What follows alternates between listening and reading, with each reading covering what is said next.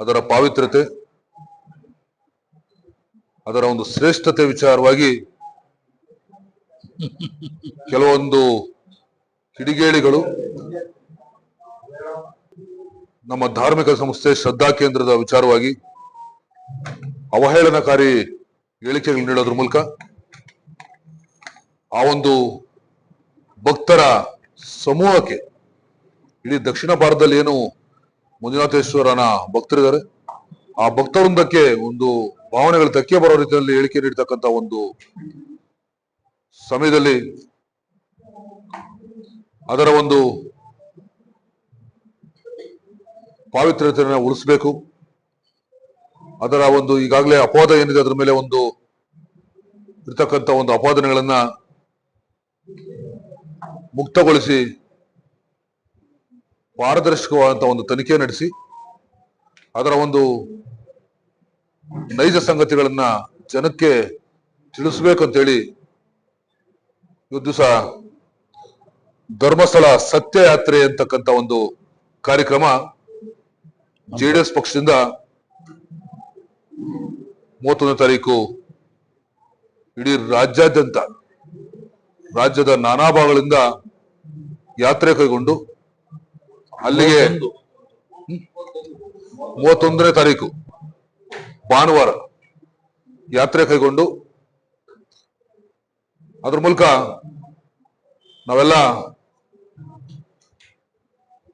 ನಮ್ಮ ಧಾರ್ಮಿಕ ಶ್ರದ್ಧಾ ಕೇಂದ್ರ ಜೊತೆ ಇದ್ದೀವಿ. ಅದಕ್ಕೆ ಯಾವುದೇ ಧಕ್ಕೆ ಅಥವಾ ಅದು ಭಾವನೆಗಳ ಧಕ್ಕೆ ಬರೋ ರೀತಿಯಲ್ಲಿ ಆಗದಂತ ಒಂದು ವಿಚಾರದಲ್ಲಿ ನಾವೆಲ್ಲರೂ ಕೂಡ ಅದರ ಒಂದು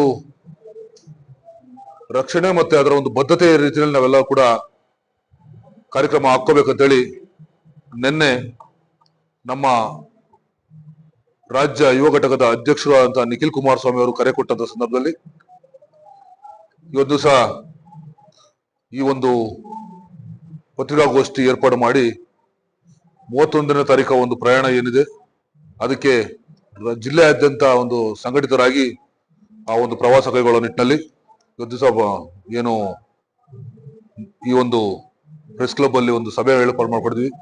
ಈ ಸಭೆಗೆ ನಮ್ಮ ಪಕ್ಷದ ಹಿರಿಯ ಶಾಸಕರು ಮತ್ತೆ ಅಲ್ಲಿ ಜಿಲ್ಲಾಧ್ಯಕ್ಷ ಅಂತ ಗೌರವ ವೆಂಕಟೇಶ್ವರ ಅವರು ಬಂದಿದ್ದಾರೆ. ಹಾಗೆ ಜಿಲ್ಲಾ ಕಾರ್ಯದರ್ಶಿಗಳು ಅಂತ ಸನ್ಮಾನ್ಯ ಬಣಕಲ್ ನಟರಾಜಣ್ಣವರು, ಮತ್ತೊಬ್ಬ ಶ್ರೀನಿವಾಸಪುರದ ಮುಖಂಡ ಅಂತ ಆನಂದಣ್ಣವರು,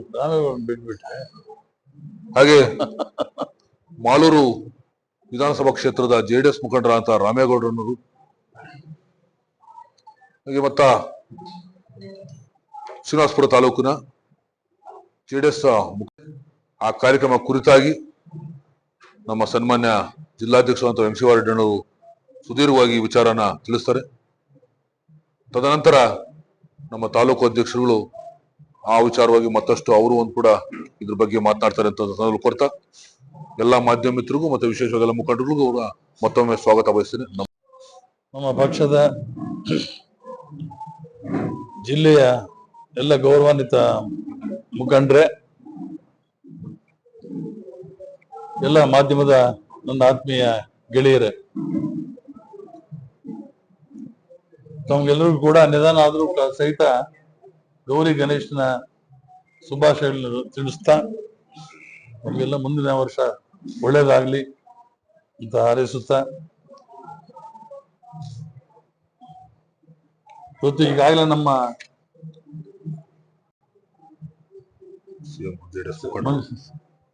ಮುಖಂಡರು ಸಿಎಂ ಶ್ರೀನಾಥ್ ಅವರು ಎಲ್ಲ ವಿಷಯಗಳನ್ನು ವಿಶದವಾಗಿ ತಿಳಿಸಿದ್ದಾರೆ. ಇವತ್ತು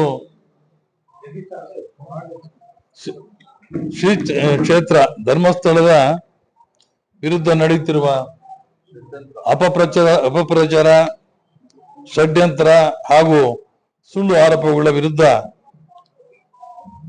ಜಾತ್ಯತೀತ ಜನತಾದಳ ವತಿಯಿಂದ ನಮ್ಮ ಪಕ್ಷದಿಂದ ಧರ್ಮಸ್ಥಳ ಸತ್ಯ ಯಾತ್ರೆಯನ್ನು ಕೈಗೊಂಡಿದ್ದು, ಜಿಲ್ಲೆಯ ಎಲ್ಲ ಪ್ರತಿಯೊಂದು ತಾಲೂಕಿನಿಂದ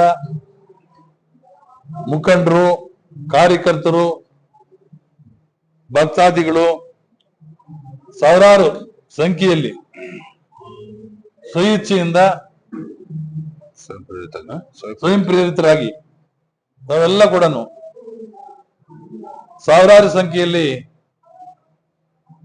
ಭಾಗವಹಿಸಿದ್ರ ಮುಖಾಂತರ ನಾವೆಲ್ಲ ಈ ಒಂದು ಧರ್ಮ ರಕ್ಷಣೆಯ ಕಾರ್ಯದಲ್ಲಿ ಕೈ ಜೋಡಿಸ್ಬೇಕಾಗುತ್ತೆ.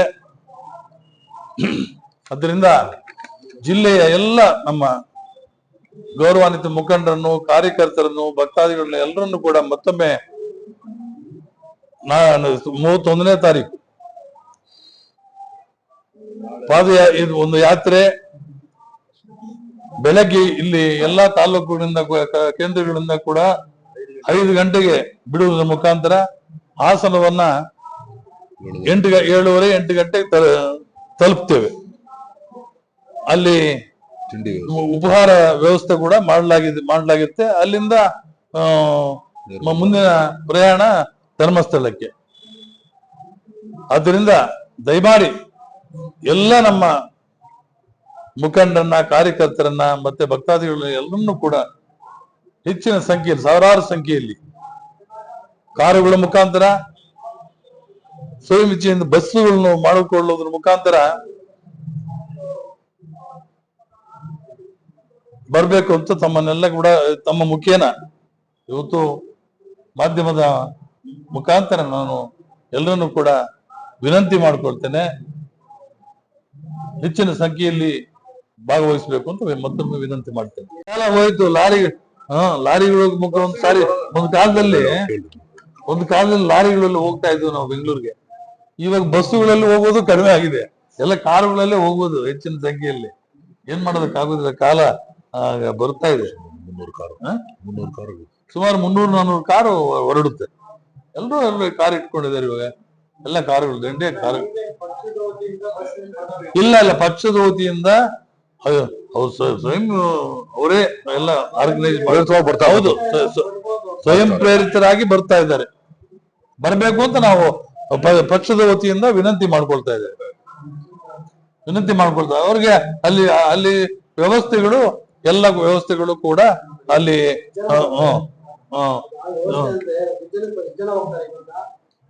ಸುಮಾರು 4-5 ಸಾವಿರ ಜನ ನಮ್ಮ ಜಿಲ್ಲೆಯಿಂದ ಹೊರಡುವುದಕ್ಕೆ ವ್ಯವಸ್ಥೆ ಮಾಡ್ತಾ ಇದ್ದಾರೆ. ಅಲ್ಲಲ್ಲ, ಬಿಜೆಪಿ ಅವರು 1ನೇ ತಾರೀಕು ಅದನ್ನ ಇಟ್ಕೊಂಡಿದ್ದಾರೆ. ಅವ್ರಿಗೂ ನಮಗೂ ಅಲ್ಲಲ್ಲ, ಅವ್ರ ಪಾಡಿಗೆ ಅವ್ರು ಹೋಗ್ತಾ ಇದ್ದಾರೆ. ಯಾಕಂದ್ರೆ ಎಲ್ಲ ಒಟ್ಟಿಗೆ ಹೋದ್ರೆ ಅಲ್ಲಿ ಅವ್ಯವಸ್ಥೆ ಆಗುತ್ತೆ. ಆದ್ರಿಂದ ಅವ್ರವ್ರ ವ್ಯವಸ್ಥೆ, ನಮ್ಮ ಪಕ್ಷದ ವತಿಯಿಂದ ನಾವು ವ್ಯವಸ್ಥೆ ಮಾಡ್ಕೊಂಡಿದ್ದೇವೆ, ಅವ್ರ ಪಕ್ಷದಿಂದ ಅವ್ರು ವ್ಯವಸ್ಥೆ ಮಾಡ್ತಾ ಇದ್ದಾರೆ. ಈಗೇನು ಕಾಂಟ್ರವರ್ಸಿ ಏನಿಲ್ಲ ಇದರಲ್ಲಿ. ಎಲ್ಲ ಏನು ಕಾರ್ಯಕ್ರಮಗಳಿಲ್ಲ. ಮಂಜುನಾಥೇಶ್ವರನ ಸನ್ನಿಧಿಯಲ್ಲಿ ಪೂಜೆ ಮಾಡ್ಕೊಂಡು ಅಲ್ಲಿ ಸಭೆನೂ ಇರುತ್ತೆ,